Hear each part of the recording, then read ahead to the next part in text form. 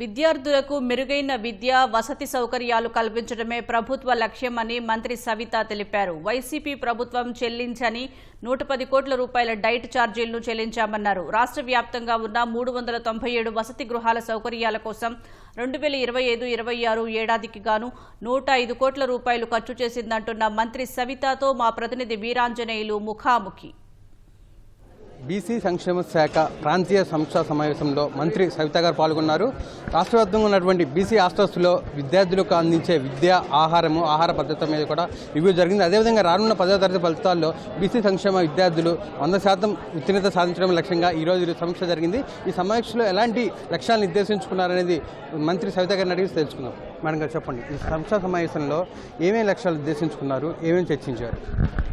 అదేవిధంగా ఈరోజు ఒక మంచి మీటింగ్ జరిగిందండి. మా సెక్రటరీ గారు, డైరెక్టర్ గారు, అడిషనల్ డైరెక్టర్ గారు, ఏజీ గారు, మరి ఎంజేపీ సెక్రటరీ గారు, అదేవిధంగా మరి డీబీసీలు, ఏబీసీలు, అదేవిధంగా వార్డన్స్ అందరితోనూ ఈరోజు ఒక సమావేశం పెట్టుకున్నాం. మరి ఏదైతే ఇప్పుడు 10th క్లాస్ ఎగ్జామ్స్ జరిగిపోతున్నాయి, ఇంటర్మీడియట్ ఎగ్జామ్ జరుగుతుంది, మరి ఏ విధంగా విద్యార్థుల్ని మోటివేట్ చేస్తున్నారు, వాళ్ళ పరిస్థితి ఏంటి, మరి హాస్టల్స్ పరిస్థితి ఏంటి, మనము ఈ అతి తక్కువ కాలంలోనే నిధులు కూడా కేటాయించాం. ఒక పక్క బీసీ హాస్టల్స్కి రిపేర్స్ కూడా మరి సుమారుగా ఇప్పటికే 53 కోట్ల రూపాయలతో హాస్టల్స్ రిపేర్ చేసాం. మరి సాస్కీలో కూడా అదనంగా 20 కోట్ల రూపాయలు కూడా ఏర్పాటు చేసాం. ఆర్ఓ ప్లాంట్లు పెట్టాం, మరి యూపీఎస్లు పెట్టాం. అంతేకాకుండా మరి సీసీ కెమెరాలు ఏర్పాటు చేస్తున్నాం, వంట సామాగ్రి అందజేసాం. మరి అది ప్రతి చోట మస్కిటో మ్యాట్లు కూడా ప్రతి హాస్టల్లోనూ ఏర్పాటు చేస్తున్నాం. విద్యార్థులకు ఎలాంటి ఇబ్బంది లేకుండా మరి భోజనంలో కూడా మంచి నాణ్యతమైన భోజనం అందజేయాలనే ఉద్దేశంతో సూపర్ ఫైన్ రైస్ కూడా మేము అందజేస్తాం. మరి అదేవిధంగా ఎక్కడైతే కుక్కులు, కమాటీలు తక్కువ ఉన్నారో ఆల్రెడీ ఫస్ట్ ఫేజ్ ఇచ్చేసి మళ్ళీ ఇప్పుడు అదనంగా కూడా 142 మందిని మళ్ళీ ఏర్పాటు చేస్తున్నాం. మా శానిటేషన్ స్టాఫ్ కూడా సుమారుగా 1291 మందిని కూడా ఇస్తున్నాం. మరి ఎక్కడైతే వాష్రూమ్స్ లేవో అక్కడ కూడా సుమారుగా 1000 వాష్రూమ్స్ దాకా కూడా టాయిలెట్స్ కూడా మరి శాంక్షన్ చేయడం కూడా జరిగిందన్న విషయం కూడా మరి తెలియజేస్తూ, అంతేకాకుండా మరి డీబీసీడబ్ల్యూ వరకు వెహికల్స్ కూడా లేవు, వెహికల్ అలవెన్స్ కూడా లేదు. మరి ప్రభుత్వం వచ్చిన తర్వాత వెహికల్ అలవెన్స్ కూడా అందజేస్తాం. మరి ఇన్ని కష్టకాలాల్లో ఉన్నప్పుడు గత 5 సంవత్సరాల్లో మరి బీసీ హాస్టల్స్ పరిస్థితి మనం చూసాం.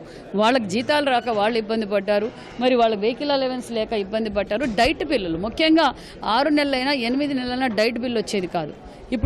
ఇప్పుడు ఆల్రెడీ డిసెంబర్ కూడా డైట్ బిల్స్ ఇచ్చేసాం. మరి అదనంగా అంటే గత ప్రభుత్వం డైట్ బిల్లు సుమారుగా 110 కోట్లు పెండింగ్ పట్టి ఆ డైట్ బిల్లు కూడా 110 కోట్లు కూడా మేము అందజేశామన్న విషయం కూడా తెలియజేస్తూ, మరి పిల్లలకి మనం అన్ని కావాల్సిన వసతులు, నాణ్యతమైన విద్య, నాణ్యతమైన భోజనం, మరి హెల్త్ క్యాంప్స్ కూడా సక్రమంగా జరుపుతున్నారా లేదా అన్న విషయాన్ని కూడా పరిశీలించాం. మరి హెల్త్ క్యాంప్స్ కూడా బాగా జరుగుతున్నాయి. ఎక్కడ ఏ విషయంలో కూడా ప్రభుత్వం తరఫున మేము కాంప్రమైజ్ కావడం లేదు. మరి ఎడ్యుకేషన్లో కూడా కాంప్రమైజ్ కాకూడదు. అదేవిధంగా పిల్లలకు నాణ్యతమైన విద్య కూడా అందజేయాలి. ఏ విధంగా ఏమని రివ్యూ చేస్తాం, చాలా బాగా జరిగింది. గత ఏడాది ఈ విద్యా సంవత్సరం చూసుకుంటే దాదాపు 105 కోట్లు నిధులు ఇచ్చారు. అదేవిధంగా బకాయిలు కూడా పూర్తి చేశారు. ఈ విద్యా సంవత్సరానికి సంబంధించి అంటే ఎంత ఉత్తీర్ణత లక్ష్యంగా పెట్టుకున్నారు ఆ వివరాలు? యావరేజ్గా మేము ఎంజేపీ అయితే 100% ఉంది. ఈసారి 100% వస్తాం. ఈసారి మరి బీసీ హాస్టల్స్ పరిస్థితి కూడా మేము 90% ఎక్స్పెక్ట్ చేస్తున్నాము. 100% చెప్పాము, ఖచ్చితంగా 90%కి అయితే తక్కువ. సవిత గారు చెప్తుంది, ఈసారి ఖచ్చితంగా 100% లక్ష్యంగా మేమైతే అన్ని ప్రణాళికలు రూపొందిస్తున్నామని, అదేవిధంగా నిధులు, సిబ్బందిని కూడా అందుబాటులో తీసుకురావడం ద్వారా మెరుగైన ఫలితాలు వస్తాయని కూడా మేడం గారు చెప్తున్నారు. కెమెరామెన్ కేశవ్తో వీరాంజనేయులు, ఈటీవీ న్యూస్, గుంటూరు.